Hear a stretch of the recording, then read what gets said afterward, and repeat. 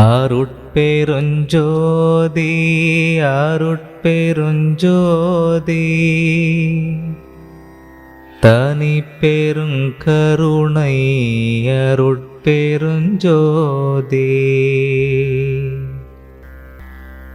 அருட்பெருஞ்சோதி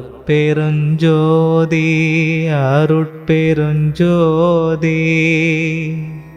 Japan நாட்டு gen புத்த மதத்தினர் போன வருடம் இந்தியா வந்திருந்தார்கள். சும்மா சுத்தி பார்க்க அல்ல, புத்த பகவான் பிறந்த மண்ணை தரிசிக்க, அவர் உலவிய இடங்களில் கால் பதிக்க, அவர் சீடர்கள் திரிந்த மண்ணை வலம் வர. தமிழ்நாடு வந்தபோது அவர்கள் தரிசித்த இடம் நமது வடலூர் சத்திய ஞான சபை. அங்கே அவர்கள் அமர்ந்து தியானம் செய்யும் படம் பாருங்கள். அனைவரும் இளவயது பெண்கள். பார்க்க பார்க்க படுபடு சந்தோஷமாக இருந்தது. எங்கோ உள்ளது ஜப்பான்.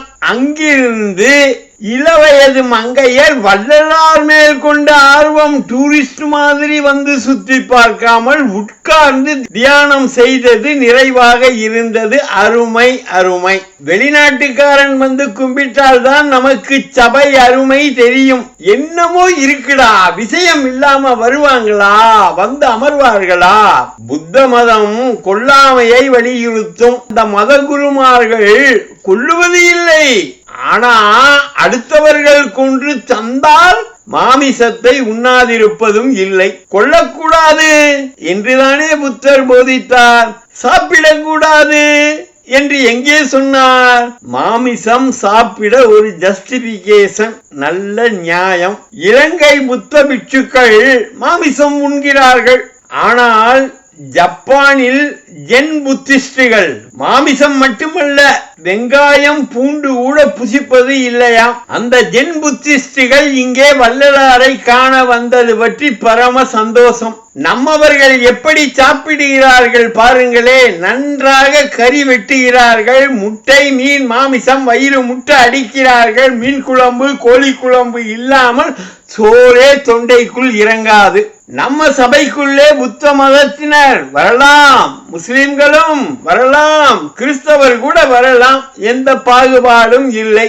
ஆனால் ஒரே கண்டிஷன், புலை கொலை தவிர்த்து வர வேண்டும். சபை நுழைவாயிலில் அறிவிப்பு. வாசிக்க தெரியவில்லையோ என்னவோ இந்த கால பிள்ளைகளுக்கு தமிழ் தெரிவதில்லை. அதனால் ஒரு சின்ன ஆலோசனை, புலை கொலை தவிர்த்து உள்ளே நுழையவும். இந்த வாசகத்தை ஆங்கிலத்தில் எழுதி வைத்திருந்தால் இவர்களுக்கு புரிந்திருக்குமோ என்னமோ.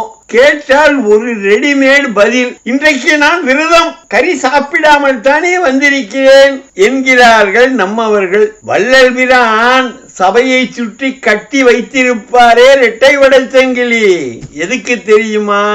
சும்மாவாச்சும் மூச்சு கீச்சு அதன் எண்ணிக்கை என்கிற தத்துவ விளக்கமெல்லாம் ஒரு உரம் இருக்கட்டும். சங்கிலி போட்டதன் குறிக்கோளே ஒரு எல்லையை வரையறுக்க, ஒரு நியதியை வலியுறுத்த. என்ன?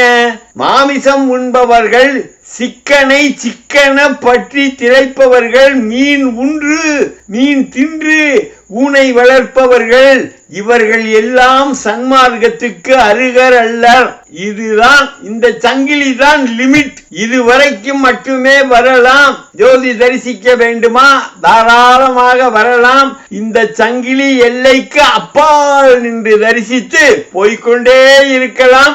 எக்காரணம் கொண்டும் சங்கிலி தாண்டி ஞான சபைக்கு உள்ளே பிரவேசிக்க கூடாது என்பதற்காக ஒரு கட்டுப்பாடு, ரெஸ்ட்ரிக்ஷன் மாதிரி, அவ்வளவே.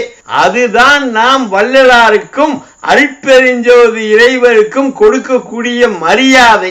ஆனா இந்த கலர் வேஷ்டிகள் இருக்கே, இது இப்ப ஒரு லைசன்ஸ் மாதிரி ஆகிவிட்டது. மாலை போட்டிருக்கேன், இன்னைக்கு மட்டும் செய்வோம், 48 நாள் செய்வோம், ஒரு மாசம் செய்வோம், பாத யாத்திரை செய்வோம், தற்காலிக செய்வோம், சுத்த பத்தமா இப்பெல்லாம் இருக்கேன் என்கிற ஜால் ஜாப்பு வேறு. வள்ளலார் பற்றி இவர்களுக்கு அச்சம் கிளிகளே இல்லை. நுழைவாயிலில் தடை செய்ய தென்புறம் இப்போது சங்கிலிகளும் இல்லை. வள்ளல் பிரான் இவர்களுக்கும் பரிபாக நிலையை அருளக் கடவாராக.